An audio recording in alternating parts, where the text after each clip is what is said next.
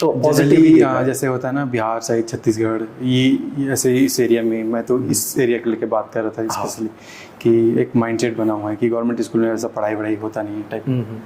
तो देखो उस माइंडसेट को भी ब्रेक हम ही लोग करेंगे, ठीक है। आप पहुंचो, आप हाईलाइट करो उन चीज़ों को, तो होगा, चेंज आएगा, चेंज विल बी देयर। और मैं तो आपको कहता हूँ कि चलो आप तो पॉडकास्ट की लाइन में आ गए, नहीं तो आप भी कर लो बीएड, क्या चक्कर है, ठीक है ना। आप अपने भाई को बोलो, फैमिली में बनाओ टीचर्स, उनको पुश करो, अपने दोस्तों को बोलो भाई बनो teachers, we want teachers like you. जी थैंक यू सर।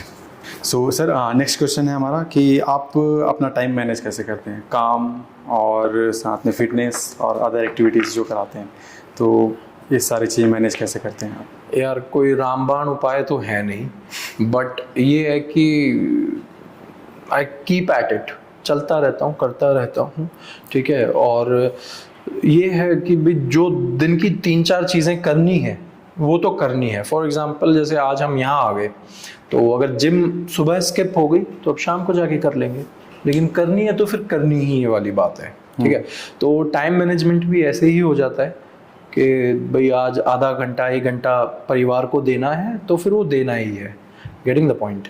बच्चों को एक्टिविटी करानी है तो कुछ भी नहीं समझ में आ रहा कि क्या कराऊं, कुछ बड़ा नहीं करा पाया, तो उनके हाथों पे रंग लगा के तुम थापे मार लो, छापे कर लो, पर कुछ तो कराना है। तो वो माइंडसेट है कि करना है तो भाई करना ही है, तो बस वो है। बाकी और कोई ना मैं वो डायरी मेंटेन करता हूँ, ना कोई जर्नल मेंटेन करता हूँ, वो होते भी नहीं है मुझसे। तो मैंने ट्राई ज़रूर किया था, आई स्टार्टेड राइटिंग लाइक कि आज मैं ये काम करूँगा। कई लोग आपसे वीडियोस के बारे में बात है, टीएलएम मटेरियल के बारे में। हाँ, वो वही है। देखो अब आपने मान लो मैंने सोचा कि भाई मैंने फलाने सब्जेक्ट की एक्टिविटी करानी है, तो वेडनेसडे को करानी है तो मंडे को उसकी तैयारी शुरू कर दूंगा, क्योंकि दिमाग में है कि वो एक्टिविटी करानी है, तो फिर वो अपने आप ही हो जाता है। जब आपने ठान लिया कि मैंने ये काम करना है तो फिर वो करना ही होता है। और ये मेरे साथ नहीं है, सबके साथ ही है, बस वो होता है। फॉर एग्जाम्पल जो लोग अब आपकी वीडियो शूट कर रहे हैं, ठीक है, ये उनका मन था कि हमें शूट करना है,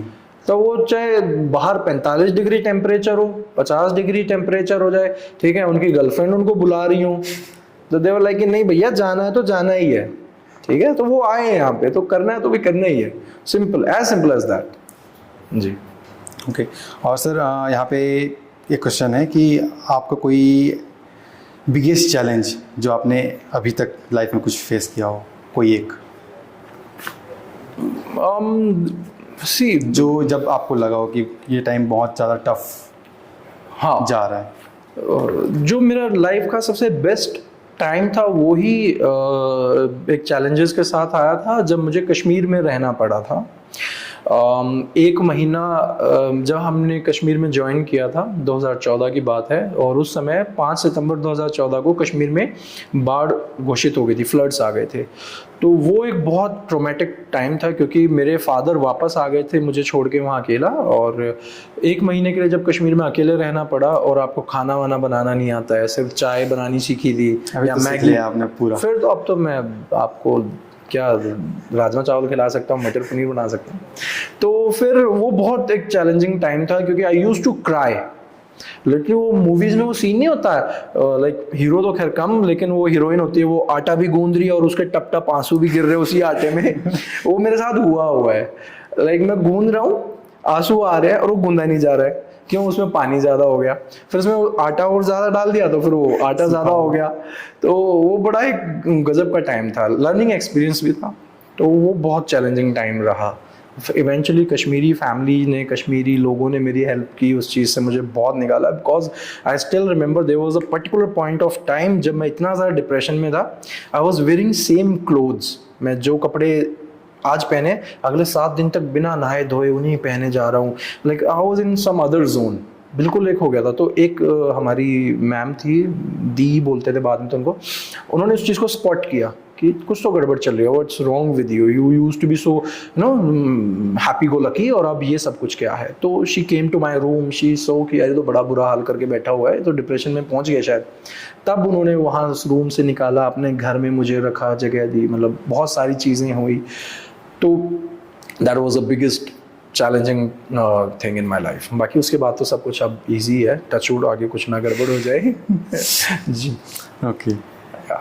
अच्छा, एक और क्वेश्चन है सर कि अगर आपको कुछ अच्छा करने को मिलता है, इससे बड़े पोजीशन पे कुछ काम करने का मौका मिलता है, तो क्या आप टीचर लाइफ जो मतलब टीचिंग जॉब छोड़ देंगे? नहीं, मैं कभी नहीं छोड़ूंगा। टू बी वेरी ऑनेस्ट, मैं एक मैनिफेस्टेशन आज कर रहा हूँ पिछले 2 साल से कि मैं खुद का एक स्कूल तो लगाऊंगा, डालूंगा, किसी रिमोट एरिया में डालूंगा, क्योंकि I am an avid traveller और मुझे बहुत पसंद है थोड़ा पहाड़ों की साइड जाके वो करना। तो हाँ, एक स्कूल डालूंगा जिसमें मैं खुद पढ़ाऊंगा, and I am sure it is going to happen, not very soon but definitely it is going to happen someday. तो वो है। बाकी यस, टीचिंग नहीं छोड़ने वाला मैं। इट इज़ ऑल बिकॉज, क्योंकि ये नहीं है कि भाई आज जो थोड़ा बहुत फेम मिल रहा है या जो भी है इससे आया, नहीं, ऐसा नहीं है, क्योंकि मुझे इसके अलावा और कुछ ज़्यादा आता भी नहीं है, टू बी वेरी ऑनेस्ट। अगर आप मुझे कहोगे ना चलो तू 11वीं 12वीं को पढ़ा दे, अगर मैं वो भी नहीं कर सकता, मैं वो नहीं कर सकता। क्यों? क्योंकि मुझे छोटे बच्चों के साथ बैठ के उनको ऑब्जर्व करना, उनको पढ़ाना, और वो जो उनकी वॉयला मोमेंट होती है ना जब वो कुछ चीज़ सीख रहे हैं, वो मुझे बहुत इंट्रीगिंग लगती है। मैं उससे बोर नहीं हो रहा हूँ। पिछले 8-10 साल में तो मैं बोर हुआ नहीं हूँ, और अभी भी लगता है कि बोर नहीं होने वाला हूँ उससे। जी हाँ, लेकिन अपने आप को मैं थोड़ा सा टेक्निकली अपडेट कर रहा हूँ। जैसे डीएलएड से हमने इस जॉब में शुरुआत करी थी, तो मैंने अपनी ग्रेजुएशन भी करी, मास्टर्स भी कर ली है, बैचलर इन एजुकेशन बीएड भी कर ली।